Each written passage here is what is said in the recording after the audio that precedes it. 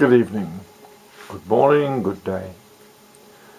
My name's Graham Gordon Thomas, and I've been examining evolution of humanity for a very long time, most of my life. In fact, that's what I've done, spend my life studying and try to understand, which envelopes many different aspects of being itself. But I want to try to help people understand two things: how humans came about to understand how to grow food, and how they discovered how to make fire.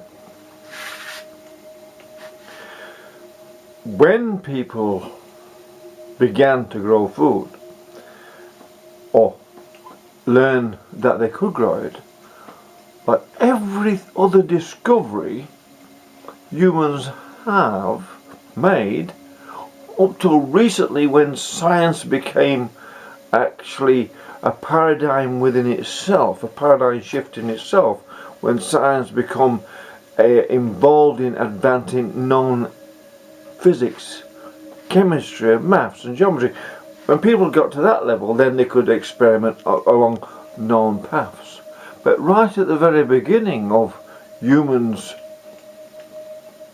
pathway, if you like, to evolved future, technically evolved future, right at the very beginning, how they made fire was purely by accident.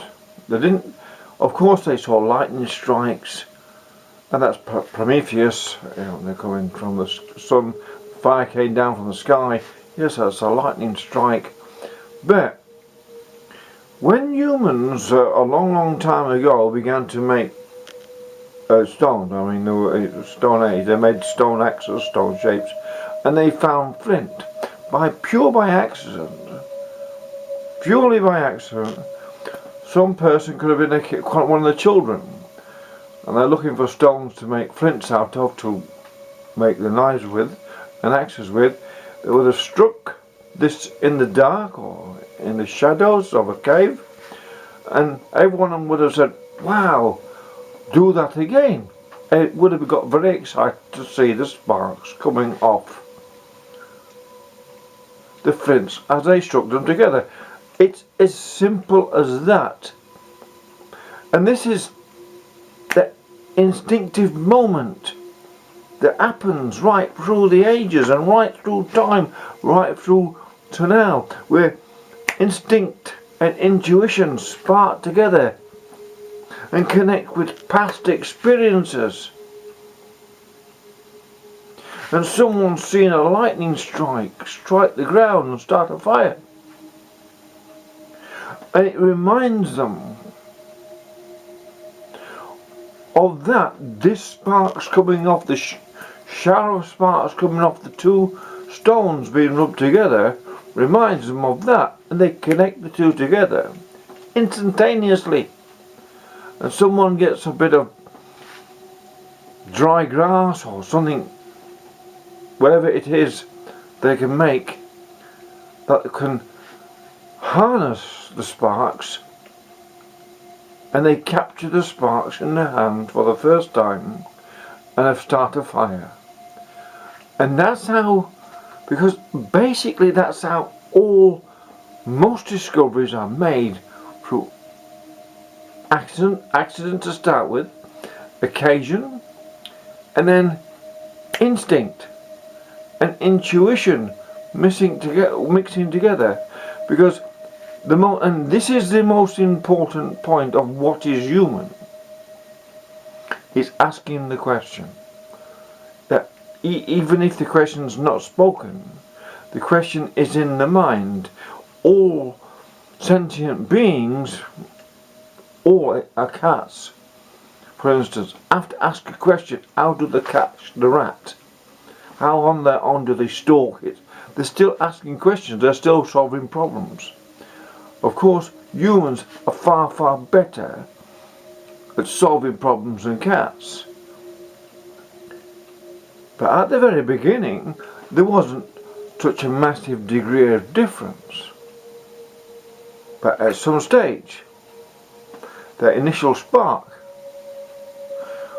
lit a light in someone's mind, and that mind, that man, we could call him Adam if you like, the first man who saw the ability to make fire. But that could have happened anywhere in the world, that people were looking for stones to make flints, to make for knives. So that coincidentally could have happened on many different occasions through time.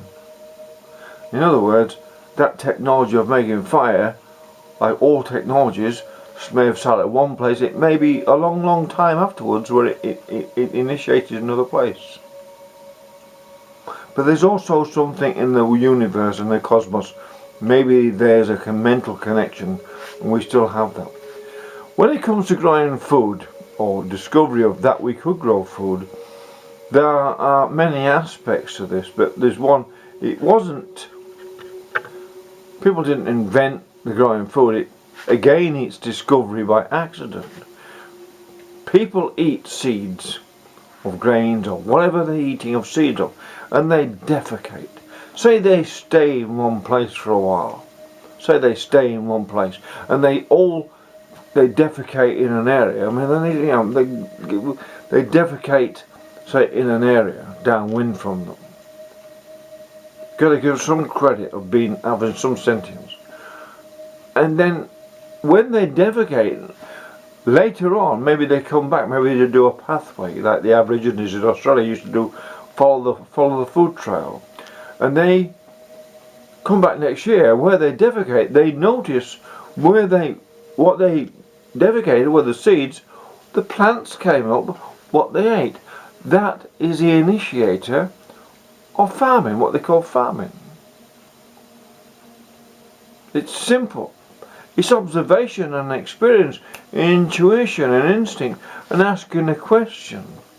It's the question what makes us human, not the emotional connection to each other. That's a mammalian trait. All the birds flock together. It's just animals congregate within an emotional field. In humans, within parochial fields, emotions build up and they gain a feeling of a society amongst a parochial group. But that's not the higher being. The higher being is the one that questions the logic of being within that parochial group. When it comes to the occasion when two different tribes, sometimes they find different shaped skulls in the same area. Well, you could go to any supermarket in the world today where there's a cosmopolitan area, anywhere, and say there's something happened, catastrophe happened, a supermarket collapsed, and a few thousand years later, someone comes along and finds there's two skulls. Well, one may be so much different to theirs that they think, they'll prefer the better one, what's nearer to theirs. They say, that's one of ours, and I don't know how that came to be. That's different. But why did they come? Why were they at the same place? And it's because it's a supermarket. Humans will congregate and they will not fight if they're going for food. So when seasons came, and this is an important part of also why humans intermingled and mixed and bred in between Neanderthals and Cro-Magnon man and Denisovian and all the other breeds, if you like, of humans. They meet, say they know there's going to be the hungry and they're walking a long way, and try to congregate where maybe birds are going to be breeding because it's been a rainy season and the lakes are going to be full. It's going to be full of birds, eggs and fish and all that. And they will congregate there, and when they've had their, they don't want to be killing each other, but they will be exchanging languages. For what's the crocodile, what's the snake, there will be exchanging language. But in the evening, at night time, the young people who aren't so fussy about who they have sex with whether it's a young Neanderthal lady or a young Cro-Magnon boy, but you know that magic happens across the globe as we go, as we travel around to different countries. Different races happily enjoy each other's sexuality. But this is the first in a series I'm going to do on something that I'm pretty au fait with, and that's a book of that's evolution. Because a lot of people do not understand it, and a lot of people deny that it's a fact. But it is a fact. Without evolution, there is no life. And whether you believe in God or not, it's irrelevant. There has to be evolution that allows then people, humans, beings, and all beings to adapt to changing environment. Thank you, and it's not done by force. You can't force humans.